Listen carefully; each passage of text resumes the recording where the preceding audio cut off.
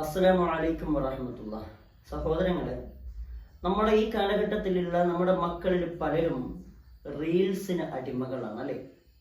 വീഡിയോസുകളിൽ നിന്നല്ല, പൊതുവെ റീലുകൾ ചെയ്യുന്നതിൽ അഡിക്റ്റായി മാറിയിരിക്കുന്ന ആൾക്കാരാണ്. ചെയ്യുന്നതിനൊന്നും എതിരല്ല, പക്ഷെ അതെവിടെ, എപ്പോൾ, എങ്ങനെ, അതിന്റെ സിറ്റുവേഷൻ, മറ്റു കാര്യങ്ങൾ ഇതുപോലും നോക്കാതെ എന്താണ് എനിക്ക് ചെയ്യാനുള്ളത് അതൊക്കെ ചെയ്തു കൂട്ടുക. ഞാൻ 2-3 കാര്യങ്ങൾ അതിൽ കുടുംബവുമായി ബന്ധപ്പെട്ട വീഡിയോസുകൾ ഇങ്ങനെ പരതിയപ്പോൾ അതിലൊരു വീഡിയോ കണ്ട് എനിക്ക് വല്ലാതെ ലജ്ജ തോന്നി.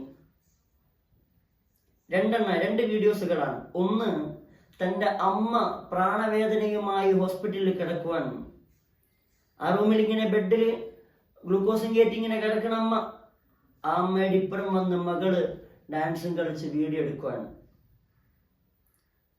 അവിടെ ചെറിയ തോതിലുള്ള ഡ്രസ്സുകൾ അത് നീക്കം ചെയ്യുന്നു.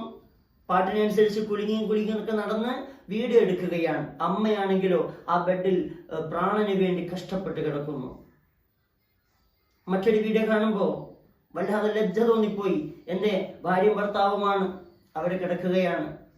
ഉറങ്ങുന്ന 2 പേരും പെട്ടെന്ന് ഭർത്താവ് ഉറക്കഞ്ഞെട്ടി. ആ ഉറക്കഞ്ഞെട്ടിയിട്ട് എഴുന്നേറ്റിട്ട് ചോദിക്കാൻ, എൻ്റെ സാധനം കാണുന്നില്ല, എൻ്റെ സാധനം എവിടെ? അപ്പോൾ ഭാര്യ എഴുന്നേറ്റിട്ട് ഭർത്താവിനോട് പറയാ, നിങ്ങൾ കൈവച്ച സ്ഥലത്ത് നിന്ന് മാറ്റിപ്പിടിക്കേ, അപ്പോൾ കിട്ടും. എന്താണ് ഇതിലൊക്കെ ജനങ്ങൾക്ക് കൊടുക്കുന്നൊരു പാഠം?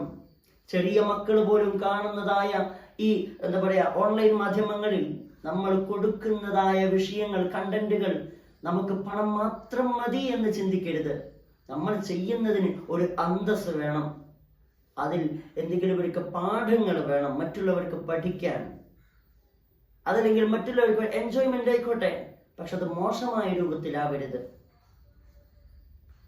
പണം എങ്ങനെയും ഉണ്ടാക്കാം, എന്ത് വീഡിയോ ഇട്ടുകൊണ്ടും ഉണ്ടാക്കാം, പക്ഷെ ചെയ്യുന്നതൊക്കെ നന്മയിൽ അധിഷ്ഠിതമായിരിക്കണം.